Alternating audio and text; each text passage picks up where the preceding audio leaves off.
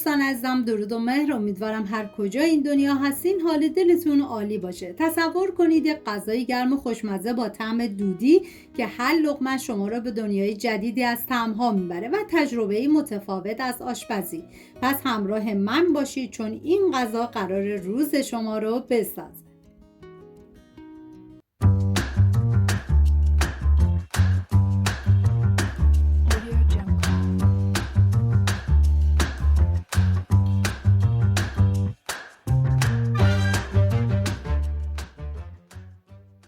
نیاز به 2 عدد بادمجون دارین که باید حتما کبابیش کنید.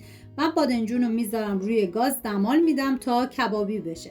توی این فاصله میریم سراغ مرغ. نیاز به 700 گرم سینه مرغ دارین که به تکه‌های کوچکتر برش میزنم و بعد سینه مرغ رو یا بریزید داخل چرخ گوشت چرخ کنید یا اینکه مثل من بریزید داخل غذا ساز. اگر عاشق طعم‌های دودی هستین بهتون پیشنهاد میکنم که حتما این ترکیب خوشمزه رو امتحان کنید.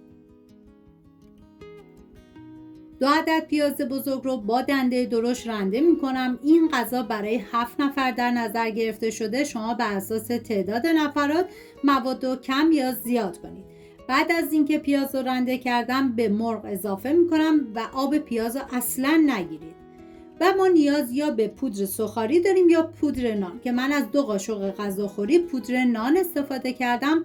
ادویه هم شامل پودر تخم گشنیز، نمک، زردچوبه، فلفل سیاه، آویشن و پودر سیر هستش که مقدار پودر سیر نسبت به بقیه ادویه ها بیشتره.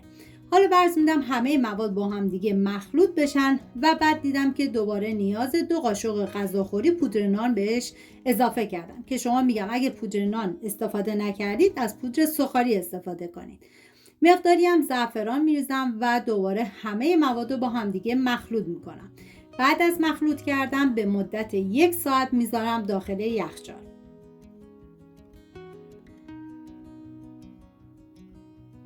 نیاز به 7 عدد گوجه فرنگی داریم که گوجه فرنگی رو هم میتونید پوره بکنید هم مثل من کبابی، که پیشنهاد من اینه که گوجه فرنگی رو هم کبابی کنید. بادمجون رو بعد از اینکه کبابی کردم به مدت 20 دقیقه گذاشتم داخل ظرف دردار. این کار باعث میشه پوست بادمجون به راحتی کنده بشه. بعد از اینکه پوست بادمجون رو کندید باید بادمجون رو کاملا لهش کنید که حالا یا با استفاده از گوشت‌کوب دستی یا برقی این کار رو انجام بدید.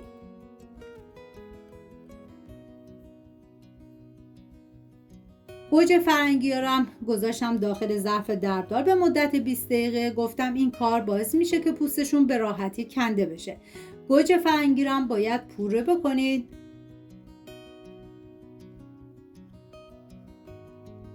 حالا این مواد آماده کردیم میذاریم کنار. میریم برای پیاز مرحله دوم که من به صورت خلالی ریز میکنم.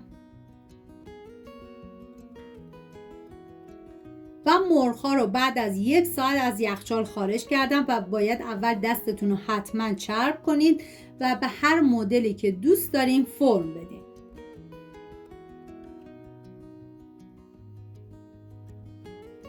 داخل تابه مقداری روغن میریزم. بعد از داغ شدن مرغ‌ها رو میذارم داخل تابه تا سرخ بشه. این غذا اصلا جذب روغن نداره.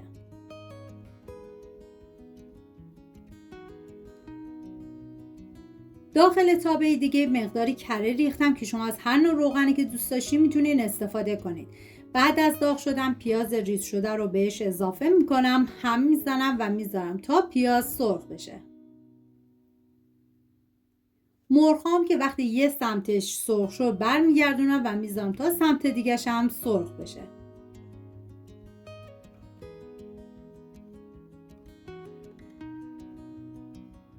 بعد از اینکه پیازها سرخ شد نوبت اضافه کردن ادویه هستش. زردچوبه، نمک، پودر تخم گشنیز و فلفل سیاه. هم میزنم و میذارم ادویه ها تف بخورن، عطر ادویه ها آزاد بشه. 1 قاشق غذاخوری رب گوجه فرنگی میریزم، هم میزنم، میذارم رب تف بخوره، رنگ رب باز بشه. و حالا پوره گوجه فرنگی رو میریزم، هم میزنم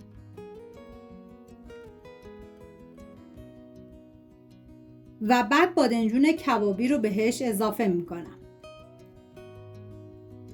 وقتی که مرغ سرخ شده رو به این ترکیب دودی اضافه میکنیم عطر و طعمی بی‌نظیری ایجاد میشه.